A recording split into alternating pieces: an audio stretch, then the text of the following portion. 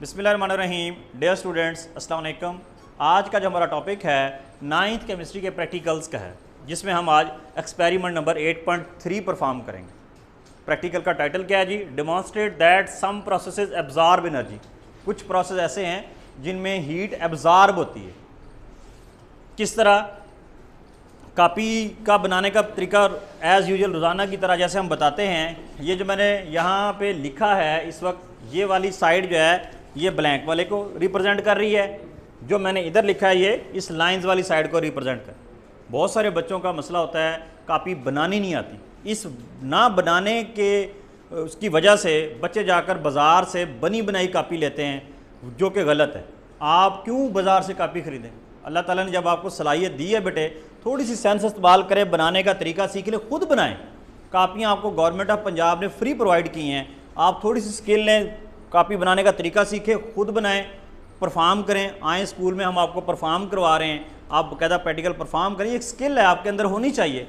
तो आप बिला वजह ऐसे पैसे ज़ाया ना करें। बनी बनाई कापी को एग्जामिनर भी डिसलाइक करता है, नंबर भी कम मिलते हैं, तो आप ऐसा ना करें। कापी खुद बनाना सीखें, उसमें कोई मुश्किल नहीं। हमने ये वाला जितना भी साइड लिखा है ये सारा आपका लाइंस वाली पेज का है। ये वाला जो पेंसिल वर्क होता है और ये ब्लैंक वाली साइड पे लिखा। तो इस साइड पे आपने सबसे पहले टॉप पे एक्सपेरिमेंट नंबर लिखना होता है, फिर डेट लिखनी होती है, फिर उस प्रैक्टिकल का टाइटल लिखना होता है, यानी प्रैक्टिकल का नाम क्या है। मटीरियल रिक्वायर्ड, क्या क्या सामान इसके लिए हमें चाहिए। एक तो ये अमोनियम क्लोराइड, यानी वो वाला कंपाउंड, वो केमिकल जिसके साथ हमने प्रैक्टिकल करना है, उसका फार्मूला क्या है जी? NH4Cl। Ammonium chloride, 250 cubic centimetre beaker, thermometer, stirrer, distil water. आइए मैं इस सामान का आपको यहाँ तारफ़ भी करवा देता हूँ कि सबसे पहले हमारे पास अमोनियम क्लोराइड, वो कंपाउंड जो हमें चाहिए इस काम के लिए। इसके अलावा जी thermometer, stirrer, beaker 250 cubic centimetre वाला, और दूसरी बीकर के अंदर डिस्टिल वाटर और थर्मोमीटर। ये टोटल मटेरियल रिक्वायर्ड है जो इसके लिए यूज़ होना है। अब क्या प्रोसीजर होगा जी? सबसे पहले कहता है fill half of the beaker 100 cubic centimetre with distil water. कि हमारे पास ये जो एक खाली बीकर दी गई है, इसमें 100 तक आप कहते हैं पानी भर लें। ये जी 100 क्यूबिक सेंटीमीटर तक हमने ये इसमें पानी भर लिया, चाहे थोड़ा सा 100 से ज़्यादा भी कर सकते हैं। ये उसके बाद क्या करेंगे जी? Note down the initial temperature of the water. अब इस टेम्परेचर जो वाटर है इसका हम इनिशियल टेम्परेचर नोट करेंगे। ये देखें, ये बड़ा आसान है। इस तरह इसको यहाँ लटका लें,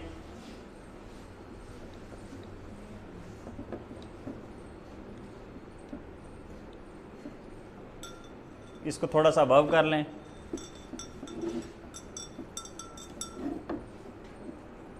अब इसको डाउन करके इसके अंदर ले आएं। इस तरह बिल्कुल उसके बॉटम के साथ टच नहीं होना चाहिए, दीवारों के साथ टच नहीं होना चाहिए, बल्कि सेंटर में होना चाहिए। लाइन ज़रा इसका इनिशियल टेम्परेचर नोट कर लें। हम देख लें कि इस वक्त अभी हमने इसके अंदर कोई केमिकल नहीं डाला, सादा पानी लिया है और उसका हम इनिशियल टेम्परेचर लेना चाह रहे हैं। ये ज़रा शो करें, देखें, नज़र आ रहा है?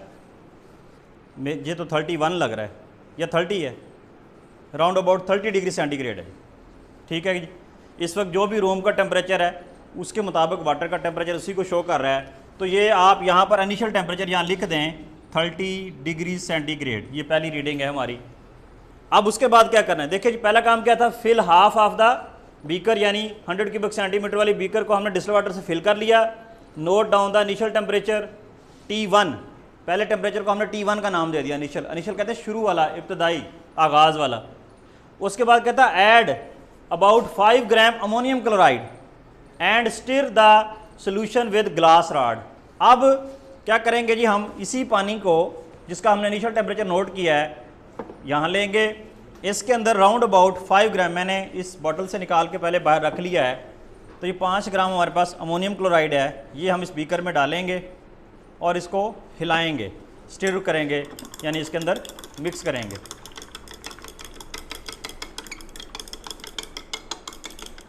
अच्छी तरह इसको हिलाएं। स्टिर का मतलब होता है इसको मिक्सअप करें। और अब इसके अंदर ये दोबारा डबो दें। ये हमारा थर्मामीटर थोड़ा सा फिर एडजस्ट करने वाला हो गया, कोई नहीं, इसको हम यहाँ से ओपन करके ऊपर ले जाएंगे।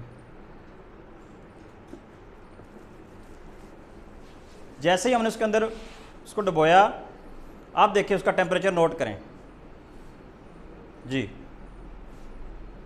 देखें ये बेटे होता है कि ये जैसे ये 20 है, ये 30, इसके दरमियान में रेड लाइन नज़र आ रही है। अच्छा 20 और 30 के दरमियान में फिर 10 पॉइंट्स होते हैं। अब देखें 20 से ऊपर कितने पॉइंट्स पे है ये? 26 है। एक मिनट मुझे देखने दें, आपको 26 लग रहा है, मुझे 25 लग रहा है। चलो इसको फोकस करें ना इस जगह पे।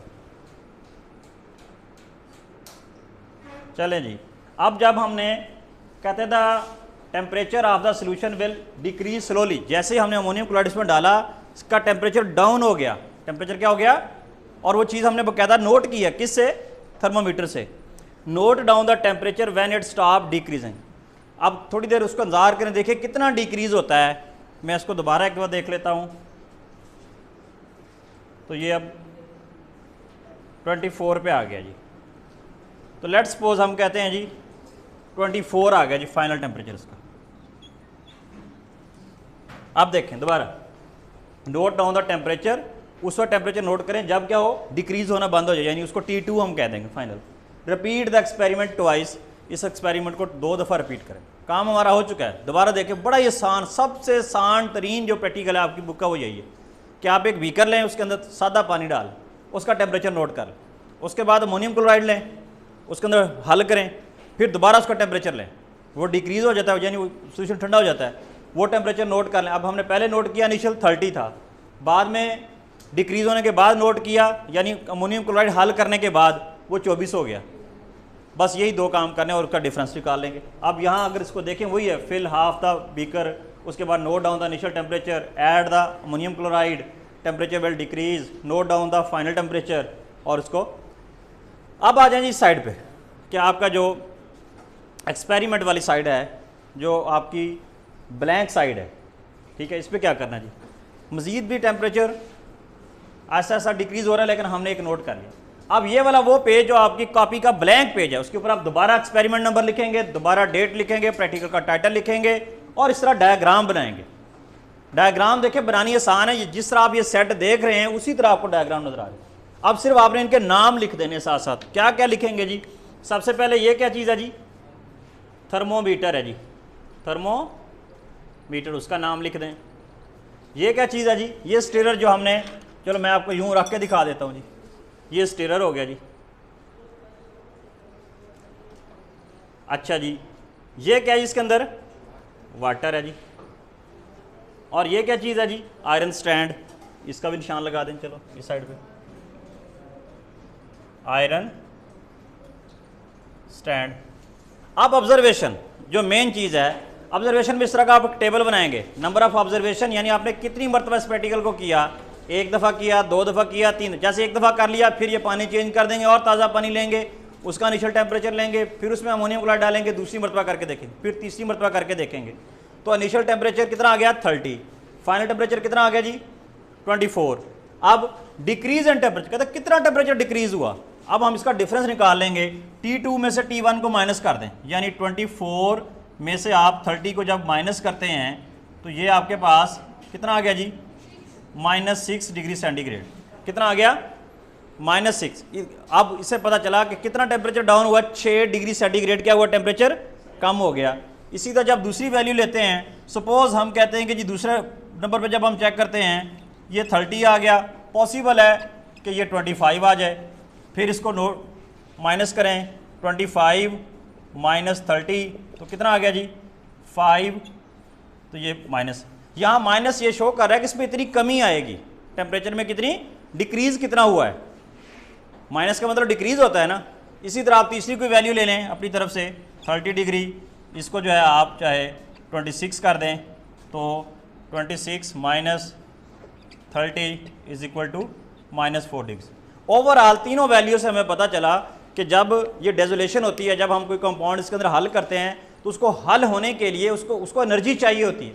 तो वो एनर्जी क्या करता है? वो बीकर से और उस वाटर के अंदर से एब्जॉर्ब कर लेता है, जिसकी वजह से उसका टेम्परेचर क्या हो जाता है? डाउन हो जाता है। अब रिजल्ट क्या होगा? हम लिखेंगे जी ड्यूरिंग डेजोलेशन,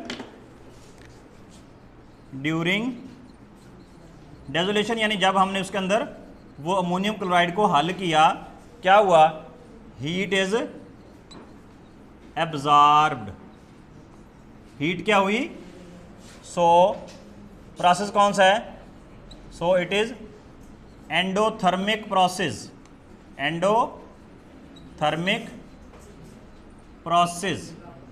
ये एंडोथर्मिक क्या होता है, ये लफ्ज़ एंडो का मतलब होता है एंटर होना, एब्जॉर्ब होना, थर्मिक कहते हैं हीट को, यानी जिसम इस सिस्टम के अंदर हीट एब्जॉर्ब हुई, एंडोथर्मिक।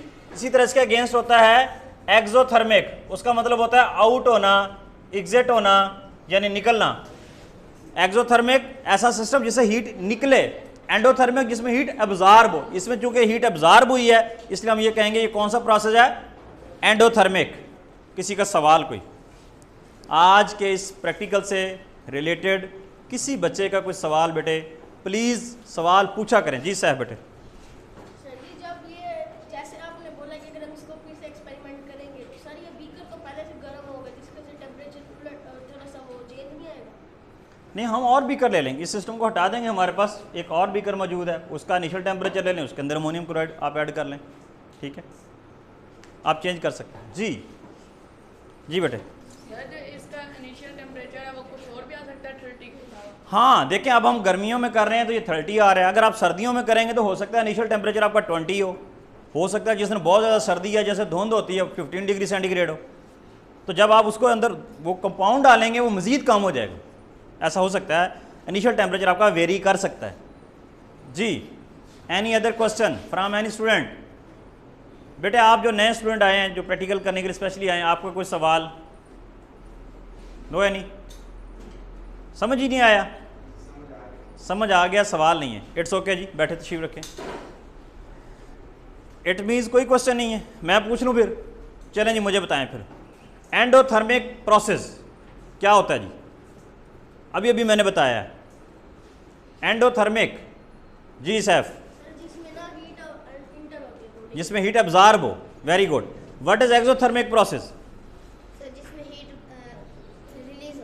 हीट रिलीज हो, हीट एवॉल्व हो, हीट आउट हो, हीट एग्जिट हो, वेरी गुड, शाबाश, इट्स ओके जी, थैंक यू, जज़ाकुमुल्लाह खैर वासन फिल जज़ा।